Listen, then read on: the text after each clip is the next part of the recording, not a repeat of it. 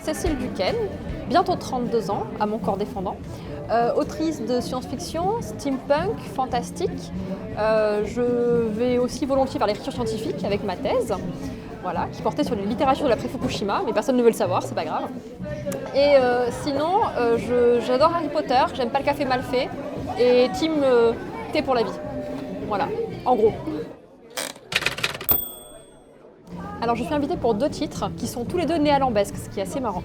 Le premier c'est Penny Cambriole, le tome 5, qui est donc la suite et bientôt fin des aventures de Penny et ses amis, donc ça finira dans le tome 6 l'année prochaine.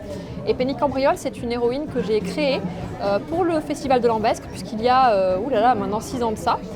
Il n'y avait pas encore de roman jeunesse steampunk, donc pour les 8-12 ans, pour inviter un auteur dans les classes, un auteur français en tout cas, ou du moins francophone. Et donc le festival m'a demandé de l'écrire. Et je l'ai fait, maintenant c'est une série.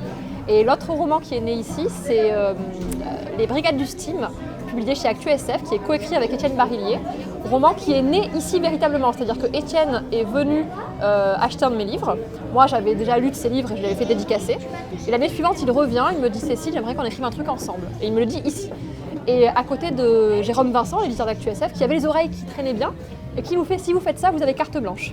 Et nous voilà, 2 années plus tard, le roman paraît chez ActuSF, coécrit avec Étienne Barillier, avec une avant-première à Lambesque, donc c'est formidable. Et donc nous on espère très fort qu'il y aura une suite. Le tome 1 se veut comme un volume unique, mais aussi le volume fondateur d'une série. Donc Les Brigades du Steam, c'est le nom de la série, qui apparaît sur la couverture. Et en fait, si vous regardez bien, sur la première page de titre, au milieu, il y a marqué « Le bras de fer ». Donc c'est si bien. Il n'y a pas marqué tome 1, mais c'est sous-entendu. Si vous aimez la science-fiction, Les Foulards Rouges. Si vous aimez le roman historique, Les Brigades du Steam. Si vous aimez la littérature jeunesse, Penny Cambriole. Si vous aimez le roman psychologique, La Tour. Si vous aimez les romans psychologiques et les vampires, Les Nécrophiles anonymes, etc. etc., etc. En littéraire, je vais peut-être surprendre, mais Le Magicien Crestomancie. C'était publié chez Folio, collection Folio chez Gallimard. Je ne sais même plus le nom de l'auteur, c'est Diana Wines quelque chose ou un truc comme ça. Et en fait, c'est ce par quoi moi j'ai commencé. Donc je me dis, pourquoi pas. C'est une histoire de magicien avec des enquêtes, des meurtres partout, un truc bien gore pour les enfants, c'est super. Un monstre, c'est pas forcément ce qui se voit, ce qui est visible, ce qui est moche ou effrayant de visu. C'est pour moi plutôt le monstre qu'on a à l'intérieur de nous, donc c'est-à-dire la partie ténébreuse de notre personnalité. Et donc, par exemple, pour reprendre l'exemple le plus connu, le Frankenstein de Mary Shelley. Ce qui est marrant, c'est aussi que Frankenstein, souvent les gens pensent que c'est le monstre. Or non, c'est le monstre du docteur Frankenstein. Donc le monstre, c'est pas tant celui que le docteur a créé, que le docteur lui-même, qui par ses actes horribles, est lui-même monstrueux.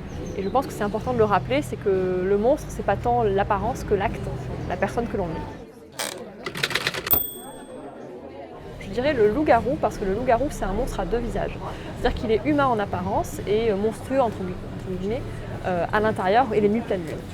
Or, le loup-garou, pour moi, c'est avant tout, non pas une forme de monstruosité, mais de cohabitation. C'est-à-dire que le loup est en l'homme, et l'homme est dans le loup peut-être, je ne sais pas. Dans le sens où le loup, c'est la partie sombre de nos personnalités, qui se révèle la nuit de pleine lune. Bon. Et ce loup-là, en fait, on le perçoit souvent comme un parasite. Or, je ne pense pas qu'il y ait d'opposition ou de parasite là-dedans, mais plutôt une forme de cohabitation. Et j'aime bien justement les histoires qui reprennent ça et qui revisitent un peu le loup-garou en mode opposé par rapport au mythe ancien du loup-garou, où là, le loup-garou, c'est plus le loup que l'homme. Je pense que je ne serais pas un loup-garou, du coup, mais un vampire. Parce que comme beaucoup de monde, j'ai la peur de la maladie, de la mort, et j'aimerais bien vivre pour toujours, mais pas toute seule. Donc ce serait à condition que tous les gens autour de moi soient d'eux-mêmes des vampires, et comme ça tout le monde serait heureux pour l'éternité. Enfin j'espère en tout cas. Et il est extraordinaire. Pour moi, il m'a apporté plein de choses sur un plan personnel et aussi professionnel. Mais surtout, je trouve qu'il a une convivialité qu'on ne retrouve pas forcément ailleurs. Alors si, généralement les festivals sont conviviaux, hein, je dis pas ça, mais il y a un petit supplément d'âme pour moi. Peut-être parce que je suis de la région, je ne sais pas. Mais en tout cas, je trouve qu'à Lambesc, en fait, les gens qui habitent autour ont su se saisir du festival et en faire un événement qui leur est propre. C'est très important. Il y a une vraie implantation dans le paysage local, par cet aspect-là, mais aussi par le fait que en fait, ça fait maintenant 11 ans que le festival de Lambesc, donc Autre Monde, participe à la lecture publique. Donc c'est une mission qui est très importante dans la région. Et donc la communauté du Pays d'Aix, auparavant et maintenant c'est le métropole Marseille-Provence, achète les livres, offre les livres aux classes, les distribue en classe, et donc le livre circule dans les maisons, etc. Et il y a une vraie politique active de lecture publique qui est très intéressante parce que tous les enfants qui n'ont pas accès à la lecture, du coup, ont au moins un livre dans l'année. Ce qui est très important et vraiment capital. D'ailleurs, ça me fait penser, il y a aussi le dispositif communautaire dans le sud de la France, qui est un dispositif financé également par la métropole, et où effectivement, c'est toujours la métropole qui offre des livres, mais là, c'est pas dans le cadre du festival, c'est à côté. On est invité à intervenir dans 1, 2, 3 classes dans une même école, et là aussi, les livres sont offerts, et c'est génial. Parce que nous, en tant qu'auteurs, on veut écrire des livres accessibles aussi pour la jeunesse, c'est important. Pas simplifié ni simpliste, mais accessible. Et le fait qu'un festival est à cœur de le faire, c'est très important pour nous et vraiment capital. Et ça me fait penser aux Imaginales qui font de même dans le nord de la France. Et pourquoi pas un autre monde qui deviendrait les Imaginales du sud de la France.